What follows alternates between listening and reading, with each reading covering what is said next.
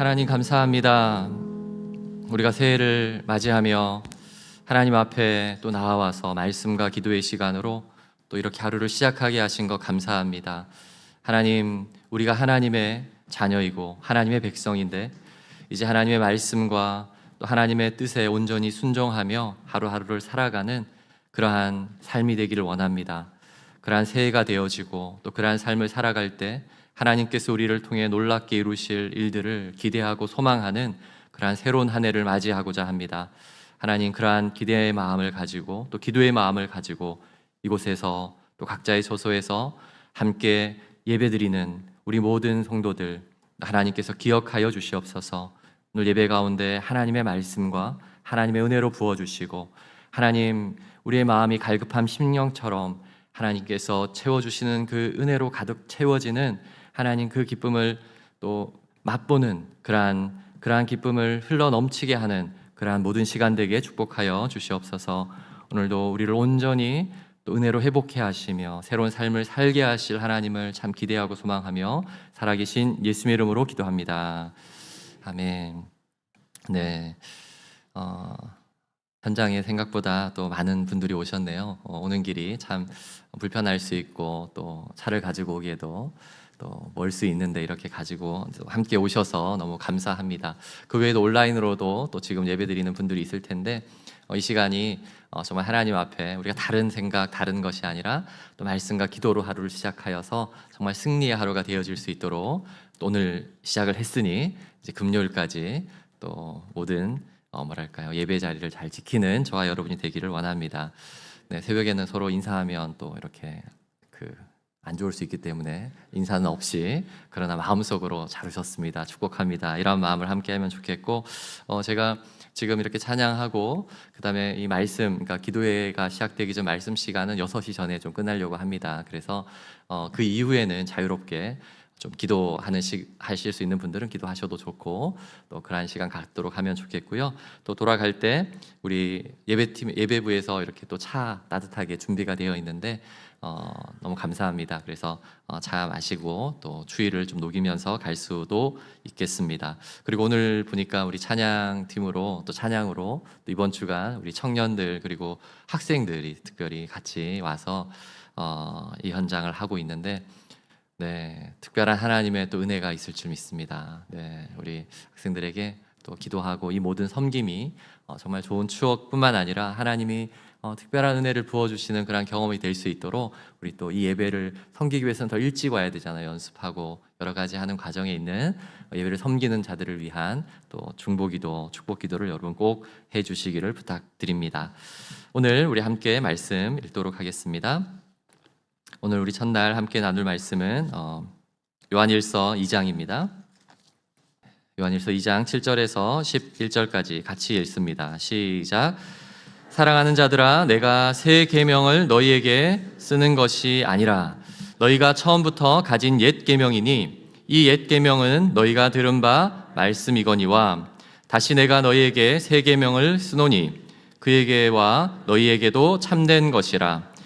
이는 어둠이 지나가고 참빛이 벌써 비침이니라. 빛 가운데 있다 하면서 그 형제를 미워하는 자는 지금까지 어둠에 있는 자요, 그의 형제를 사랑하는 자는 빛 가운데 거하여 자기 속에 거리낌이 없으나 그의 형제를 미워하는 자는 어둠에 있고 또 어둠에 행하며 갈 곳을 알지 못하나니 이는 그 어둠이 그의 눈을 멀게 하였음이라. 아멘. 네. 주보나 또는 이 순서지를 아마 챙겨오신 분들은 이제 기록할 수 있겠는데요. 월요일날 예수 그리스도의 사랑은 어둠을 이긴다. 어떻게 어둠을 이길까요? 생명의 빛이 되어, 생명의 빛이 되어 어둠을 이깁니다. 오늘 첫째 날인데 오늘 첫 번째로 나눌 이 말씀은 예수 그리스도의 사랑이 생명의 빛, 생명의 빛이 되신다. 이번 특세에서 채워야 되는 이 빈칸이 그렇게 어렵지는 않을 거예요. 이제 어둠을 이긴다, 거짓을 이긴다, 요 반대말을 생각하면 그 어둠의 반대는 빛이죠. 그래서 빛이라고 나오지만 특별히 생명의 빛, 그 앞에 있는 형용사가 좀 중요한 것 같습니다. 생명의 빛이 되어서 어둠을 이깁니다. 이 특별히 첫 번째 오늘 우리가 다루게 되는 생명의 빛과 관련되어진 것은 단순히 오늘 이 본문에서의 내용은 아니라고 할 수 있습니다. 성경 전체에서 이 어둠을 물리치게 하시는 빛이라는 것은 바로 하나님의 본질과 같은 것이죠. 사실 사도 요한은 요한복음에서도 그렇고 요한일서도 그렇고 이 하나님이 빛 되심을 굉장히 중요하게 생각합니다. 그리고 빛 되신 하나님의 본체이신 예수님께서 이 땅에 오셨다라는 것을 처음 먼저 소개를 하는데, 그 예수 그리스도가 세상을 창조하셨고 또한 그 가운데 빛으로 온 세상을 비추셨다. 이제 이 부분이 시작 부분에서 아주 중요한 말씀들이죠. 요한복음이 어떻게 시작하나요? 혹시 기억하고 있나요? 태초에 말씀이 계시니라. 네, 태초에 말씀이 계시니라. 그리고 또 뭐 그 말씀에 대한 부분들을 소개하면서 얼마 지나지 않아서 참빛 이렇게 하면서 빛에 대한 이야기를 소개합니다. 요한일서는 어떻게 시작했죠? 태초에 있는 생명의 말씀은 이렇게 시작한 다음에 이제 이후에 또 빛에 대한 하나님은 빛이시니 이제 이렇게 빛에 대한 이야기를 합니다. 그러면서 결국 세상의 모든 어둠을 밝히는 하나님의 빛, 또 참된 빛으로 이 땅에 누가 오셨다고요? 예수님께서 오셨다. 세상에는 이미 어떠한 태양이 있고 빛이라는 여길 만한 그 빛이 있지만 그것은 진짜 참빛이 아니라 참빛, 뭐냐면 영원한 생명을 가진 그 빛은 바로 예수 그리스도이시다. 꺼지지 않는 빛. 이제 그렇게 이해해도 되겠습니다. 우리가 그 빛을 이미 받은 자들이에요. 우리는 이미 예수 그리스도를 믿은 자들이에요. 더 이상 나에게 그 빛을 좀 더 주세요라고 기도하는 사람들이 아니라 사실은 그 빛을 이미 받은 사람입니다. 어제 주일날 제가 그리스도인의 정체성에 대한 이야기를 잠깐 했는데, 그리스도인의 정체성은 뭐라 그랬죠? 우리가 무엇을 하는 것에 있지 않고 하나님께서 예수 그리스도를 통해서 무엇을 이루셨는가를 기억하는 거예요. 하나님께서 이미 예수 그리스도를 통해서 빛으로 이 땅에 오셨고 그 빛이 우리 안에 오셨습니다. 자, 이번 특세 기간 동안 제가 좀 두 가지 측면에서 이 말씀을 좀 이제 적용하는 메시지를 좀 전하려고 합니다. 하나는 우리의 개인적인 측면이고요. 그리고 하나는 또 요한 1서의 말씀처럼 공동체적인 측면을 이렇게 나누게 되는데, 첫 번째 우리 개인적인 어떤 측면에서 우리가 이 말씀을 생각해 본다면 예수 그리스도가 빛이 되시고 이제 뭐 내일은 이제 말씀이 되시고, 네, 답을 일부만 말씀드릴게요. 네, 그 다음에는 이제 믿음, 소망, 사랑이 이게 사실 순서가 좀 바뀌는 거거든요. 네, 그렇게 되어지지만 그때 우리가 개인적으로 이 말씀을 통해서 하나님께서 우리에게 주신 그 은혜를 통해서 이 땅을 어떻게 살아야 하는지에 대한 어떤 다짐의 시간이 되면 좋겠고, 또 하나님께서 모아주신 이 공동체 안에서 어떻게 살아야 하는지, 실천해야 되는지를 우리가 두 가지 측면에서 적용하고 그것을 좀 기도하시면 좋겠습니다. 먼저 개인적인 측면에서 예수 그리스도께서 생명의 빛이 되실 때 우리는 어떻게 되어질까요? 개인적인 이 혼란과 공허와 흑암에 눌린 사람처럼 더 이상 살아가지 않게 됩니다. 그 이야기는 바로 창세기 1장 2절 말씀을 보면 나와 있죠. 하나님이 천지를 창조하실 때에 1장 2절에 보면 땅이 혼돈하고 공허하며 흑암이 깊음 위에 있고 하나님의 영은 수면 위에 웅행하시니라. 저는 이 말씀 보면서 예전에도 말씀을 드렸는데, 땅이 혼돈하고 공허하며 흑암이 깊음 위에 있고, 이것은 아직 빛을 받지 못한 이 땅의 연상들이에요. 마찬가지로 우리 가운데에 예수 그리스도의 그 빛이 없는 자들은 이 혼돈과 공허와 흑암 속에 파묻혀 사는 거예요. 자, 우리는 이제 예수님을 통해서 그것을 받았음에도 불구하고 개인적으로 계속해서 이것의 영향을 받는 사람들입니다. 저는 이 창세기에 있는 땅이 혼돈하고 공허하며 흑암이 깊음 위에 있고, 이제 이 말씀을 볼 때마다 저희 과거가 자꾸 생각이 나요. 그리고 내가 과거에 얼마나 이것을 조금 더 단순하게 말하면 정리가 안 된 사람이었나, 이것을 제가 좀 많이 생각하게 됩니다. 저는 굉장히 머리가 좀 복잡한 사람이었던 것 같아요. 잠깐 뭘 하다가도 다른 거 생각나면 이거 가서 막 이렇게 하다가 또 이쪽 가서 이거 하다가, 그런 사람들의 특징이 뭐죠? 정리가 잘 안 돼요. 이거 하다가 이쪽 가서 이거 해야 되고, 뭔가 뭐 잘하는 것 같지만 또 한편으로는 자기 정리가 안 돼요. 내면에 어떠한 이 불안함이 있어서 그런 게 아닌가 생각이 듭니다. 제가 근데 예수님을 만났어요. 제가 예수님을 만나고 나서 고등학교 1학년 때 이제 급격하게 우리는 뭐 변화될 것 같지만, 신분적으로는 급격하게 변하게 되지만, 근데 그 부분이 잘 안 고쳐지는 것들을 제가 느꼈습니다. 특별히 제가 고등학교 1학년 때 예수님을 만나고 나서 사실 그 이후에 멀지 않은 그 몇 년의 시간 동안 하나님의 어떤 그 큰 음성이 제 속에서 확신에 대해서 들린 적이 있었습니다. 처음 예수님을 만났을 때에 내가 너를 사랑한다, 너와 함께하리라 라는 그 음성이 제가 잊을 수 없는 하나님의 분명한 음성이었고, 또 고등학교 3학년 때는 제가 하나님 제가 어떻게 할까요 할 때 주의 길을 가겠습니다 결단했을 때에 내가 너를 온전히 인도하리라 하는 이제 그 어떠한 음성들이 있었고요. 자, 그런데 이 마지막 세 번째에 그 큰 음성이 저에게 들린 적이 있었는데, 그때가 신학교 3학년 때였습니다. 제가 이전에 수요예배 때 한번 이 얘기를 한 것 같은데, 신학교 3학년 때 다시 저에게 막 혼란스러움이 생겼어요. 신학교를 가니까 신학적으로 이것저것 막 배우다 보니까 이제 복음이 진짜인가 가짜인가, 막 성경에 대한 혼란이 오기 시작하고, 그 가운데에 제 삶에 대한 어떠한 막 고민들이 하기 시작했어요. 나는 분명히 하나님께서 쓰실 것 같아가지고 신학교를 왔는데 와서 보니까 제가 자격 없는 사람 같이 느껴졌습니다. 이제 3학년이 되고 4학년이 되면 실습 전도사를 가는데 보니까 보니까 리더십도 있고 찬양 인도도 잘하고, 하다못해 운전이라도 잘해야지 교회에서 데려가는데 저는 뭐 차도 없고 하여튼 뭐 저를 데려갈 만한 조건들이 없는 것 같은 거예요. 그러면서 옆에 있는 친구들 보니까 막 다 잘 나가는 것 같고, 너무 막 마음속에 막 혼란스럽고, 도대체 나는 왜 이곳에 있나, 이제 그러는 와중에 이제 3학년 기말고사를 앞두고 그 혼란이 점점 더 심해졌습니다. 그래도 내가 다른 사람들보다 조금 더 공부를 잘하니까 이것 좀 잘해가지고 뭔가 할 수 있겠다라는 기대감이 있었지만, 그것도 아니더라고요. 정말 탁월하게 잘해서 내가 교수가 될 것도 아닌 것 같고, 도대체 나는 여기 왜 있나, 이런 생각이 드는데 다른 사람들을 볼 때마다 그게 굉장히 힘들었어요. 그러면서 제가 기말고사 끝나면, 내가 기말고사 마지막 시험 끝나고 내가 기도실에 들어가서, 저희 학교에 지하 기도실이 있었거든요. 거기 들어가서 하나님께 한번 따져봐야 되겠다. 하나님 도대체 왜 나를 이곳에 부르셨고 앞으로 어떤 계획이 있길래 이렇게 하셨냐고 하면서, 제가 정말 그 기말고사 이제 마지막 시험을 탁 치고, 다른 친구들은 시험 끝났으니까 이제 각자 막 집으로 가고 뭐 이렇게 또 사역지로 가고 이렇게 해야 되는데, 저는 뭐 사역지가 있어서 갈 곳도 없고, 집에는 우리 부모님께도 갈 수도 없고, 방학이 되면 이제 기숙사에 살다가 퇴사를 해야 되니까 친구 집에 얹혀서 살아야 되고, 막 이제 이런 마음속에서 어쨌든 그 지하에 있는 기도실로 딱 들어갔습니다. 그리고 정말 마음속에 제 모든 울분을 다 토해서 하나님 도대체 이 마음을, 제가 이 마음 끝까지 품고 기도실에 딱 들어갔어요. 그러고 나서 하라고 하는데, 하나님이라는 이 말에 하자를 말하기도 전에 하나님이 저에게 딱 뭐라고 그러셨냐면, 가서 너 방이나 정리해 그러셨어요.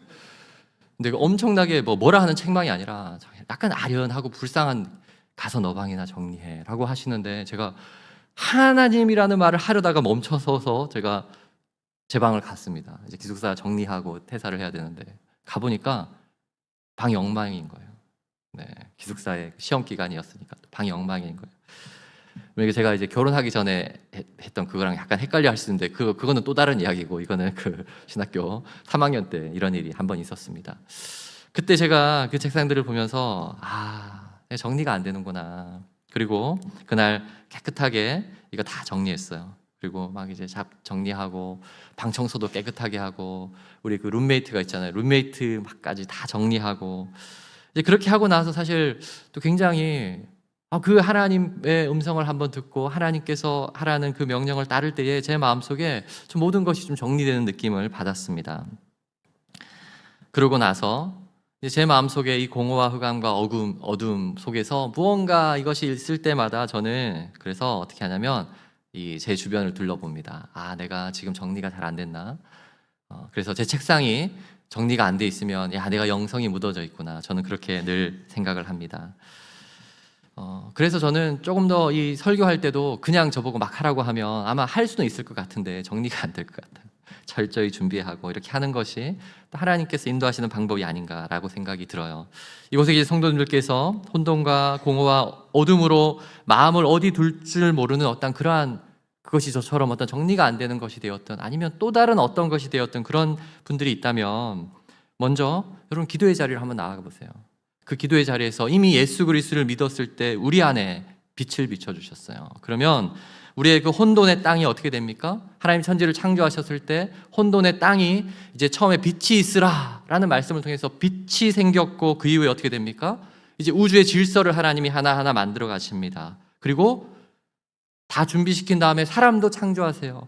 그리고 그 사람이 혼자니까 어떻게 합니까? 한 사람이 보기 좋지 않으니까 돕는 배필도 만들게 하십니다. 한 걸음 한 걸음 하나님께서 하나하나 생명의 길로 인도하는 것을 여러분 느끼게 될 거예요. 그래서 여러분, 우리 마음속에 뭔가 나에게 어둠이 있는 것 같아, 그 어둠의 영향력 아래 내가 있는 것 같다, 그럼 기도의 자리에서 하나님, 내 안에 빛으로 계신, 빛이 되신 예수님을 먼저 만나시고, 그리고 한 걸음 한 걸음 우리를 인도하시는 분, 한 번에 무언가가 딱 변화되는 게 아니에요. 한 걸음 한 걸음 우리를 인도하시는 그 분을 통해서 생명의 길을, 또 빛된 길을 걸어가는 저와 여러분이 되기를 소망합니다. 두 번째, 이제 공동체적인 관점에서 오늘 말씀을 이제 한번 살펴봐야 하는데, 요한일서는 처음부터 너무나 분명하게 예수님께서 빛으로 오신 그 이유가 개인적인 길이 아니라 우리 공동체 안에서 서로의 충만한 빛을 비추게 하심이다. 이것이 아주 중요한 주제였습니다. 네, 공동체에 사실 주시는 말씀이었어요. 그리고 이제 9절과 11절도 다시 한번 보겠는데요. 9절을 한번 읽어볼까요? 시작. 빛 가운데 있다 하면서 그 형제를 미워하는 자는 지금까지 어둠에 있는 자요. 그리고 11절도 한번 볼게요. 11절 시작. 그의 형제를 미워하는 자는 어둠에 있고 또 어둠에 행하며 갈 곳을 알지 못하나니 이는 그 어둠이 그의 눈을 멀게 하였음이라. 이 구절에서 이제 참빛, 어떠한 빛에 대한 그 8절에 보면 참빛이 우리에게 이미 들어왔어요. 그런데도 여전히 우리가 함께 모인 그 믿음의 공동체 안에서 어둠이 있는 경우를 지금 얘기하는 거예요. 이거는 개인적인 어떤 어둠이 아닙니다. 믿음의 공동체 안에 어둠이 있는 걸 얘기하는데, 그 어둠이 뭐 하는 거예요? 바로 형제를 향한 미움을 방치하는 거예요. 그 결과 어떻게 됩니까? 그 형제를 미워하는 마음이 그 사람의 영적인 판단력을 잃게 하고 방향 감각을 상실하게 한다라는 것이 오늘 이 말씀이 아주 중요한 내용이에요. 예수 그리스도를 믿고 이제 서로가 형제 자매가 되었는데, 여기 있는 표현들 자체처럼 형제는 누구예요? 지금 안 믿는 사람들 얘기하는 거 아니잖아요. 공동체 안에서 이미 예수 그리스도를 믿은 자들이에요. 그런데 형제가 된 우리가 지금 그러한 어둠 가운데 거하는 것은 서로를 미워하는 마음이라는 거예요. 주님께서 이미 요한복음을 통해서 분명하게 그 형제의 공동체가, 믿음의 공동체가 어떠해야 하는지 그렇게 말씀하셨죠. 13장, 요한복음 13장에 있는 내용 여러분 기억하십니까? 새 계명을 너에게 주노니 라는 말씀 기억하십니까? 예수님은 새 계명을 너에게 주노니 서로 사랑하라. 그러면 너희가 내 제자인 줄 알리라. 이렇게 말씀하셨어요. 그때 왜 새 계명이라고 했을까요? 이것은 이미 레위기에 나와 있는 옛 계명이에요. 그것을 지금 요한일서도 똑같이 설명하는 겁니다. 레위기에 나와 있는 내 이웃을 내 몸과 같이 사랑하라라는 것이 옛 계명이지만, 예수님이 새 계명이라고 말씀하신 것은 예수님이 하신 방식으로 다시 너희가 이것을 기억하고 그러한 공동체를 세우라 하는 것이 바로 새 계명이었습니다. 그런데 그 새 계명을 지키는 것이 때로는 쉽지 않다는 것이죠. 그리고 그 새 계명을 지켜야 되는데 여전히 서로를 미워하는 어떤 그것을 방치하는 것은 어둠 가운데 거하는 것이다. 지금 오늘 이 말씀의 핵심이 바로 이것입니다. 그럼 종교개혁이 있고 나서 이 땅에 정말 많은 교회들이 생겼는데요. 근데 많은 교회들이 생겼는데 좀 특이한 특징이 뭐였냐면, 이 교회들이 생기면 자꾸 갈라지고 분열되고 나눠지는 거예요. 물론 그것을 통해서 이제 그리스도의 복음이 전파되어지는 역할들도 하기도 했지만, 교회는 너무나도 상처받고 또 그것을 통해서 교회가 그리스도의 몸이라고 했는데 이것이 얼마나 예수님이 아프셨을까, 이것을 생각한 신학자가 이제 이러한 결론을 내렸더라고요. 교회만큼 사소한 일로 잔인하게 싸우는 것은 없다. 네. 교회만큼 사소한 일로 잔인하게 싸우는 것은 없다.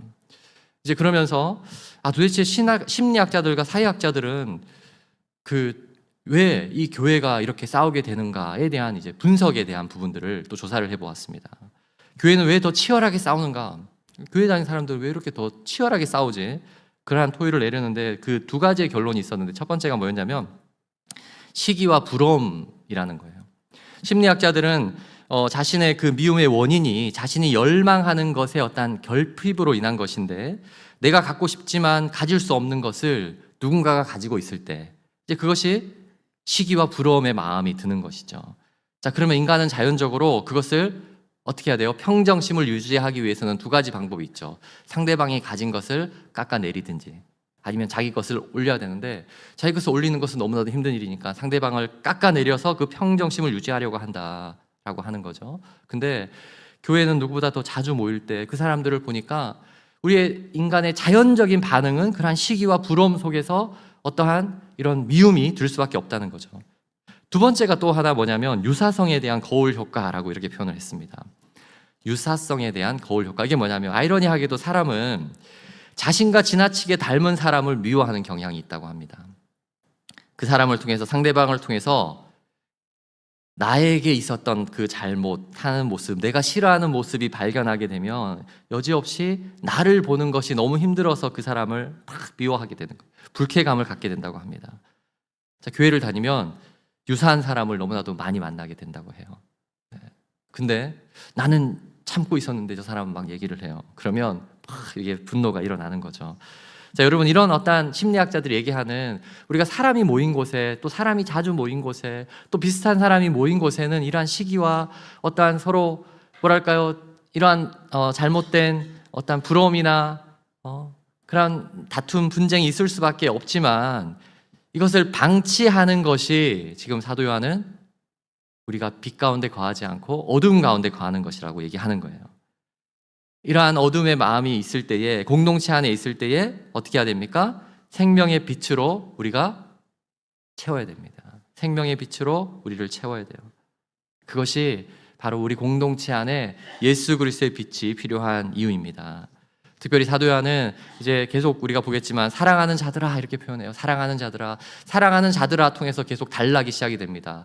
사랑하는 자들아는 뭐냐면 이미 하나님의 충만한 사랑을 받은 너희들아 이런 뜻이거든요. 우리는 부족함 없는 사랑을 이미 받은 자들이에요. 부족함 없는 예수 그리스도의 사랑을 받았기 때문에 이제는 그것을 시기하는 마음이 아니라 정말 예수님이 말씀하신 사랑의 마음으로 서로를 돌볼 수 있다. 그래서 그것을 더 이상 방치하지 말아라 하는 것이 오늘 우리가 공동체적으로 해석해야 되는, 적용해야 되는 아주 중요한 말씀입니다. 우리 마지막으로 요한복음 8장 11절에서 12절을 한번 보겠는데요. 예수님께서 이 생명의 빛과 관련되어서 이렇게 얘기를 하셨습니다. 8장 11절 한번 같이 읽을게요. 시작. 예수께서 이르시되 나도 너를 정죄하지 아니하노니 가서 다시는 죄를 범하지 말라 하시니라. 12절. 예수께서 또 말씀하여 이르시되 나는 세상의 빛이니 나를 따르는 자는 어둠에 다니지 아니하고 생명의 빛을 얻으리라. 네. 나도 너희를 정죄하지 않는다. 이제 이전에 누군가를 정죄하고 미워하고 나도 모르게 자연스럽게 그 어떠한 부러움이 되었든 어떤 마음이 되었든 누군가를, 형제를 미워하는 마음이 있었다면 이제 그것을 벗어버리고 더 이상 하나님 예수님은 정죄하지 않으십니다. 그리고 나를 따르는 자는 예수님이 사랑하신 것처럼 그들을 사랑하고 섬길 때에 생명의 빛을 얻게 되는 줄 믿습니다. 그 생명의 빛을 얻는 주님의 공동체를 이뤄갈 수 있도록 그 공동체가 우리 가족의 공동체가 되었든 우리 교회의 공동체가 되었든 그것을 함께 이뤄가도록 하시는 분이 예수님을 믿으시고 여러분 또 이 시간 함께 그렇게 기도하는 시간 되면 좋겠습니다. 오늘도 두 가지를 제가 말씀드렸는데 개인적인 어둠이 우리 안에 있다면 그것을 예수님을 통해서 여러분 승리하는 하루가 되시기를 바라고 또 공동체적으로 신앙생활을 하면서 저는 오늘 이 말씀이 우리에게 주신 이유가 있다 생각을 합니다. 네, 우리 공동체 안에 이러한 어둠을 방치하는 모습들이 있다면 하나님 이것을 내가 예수 그리스도의 사랑으로 다 해결하기 원합니다. 이제 그러한 마음을 가지고 기도하는 저와 여러분 되기를 소망합니다. 우리 한번 찬양할까요? 빛 대신 주 어둠 가운데 이 찬양 우리 함께 고백하고 우리 각자 기도하도록 하겠습니다.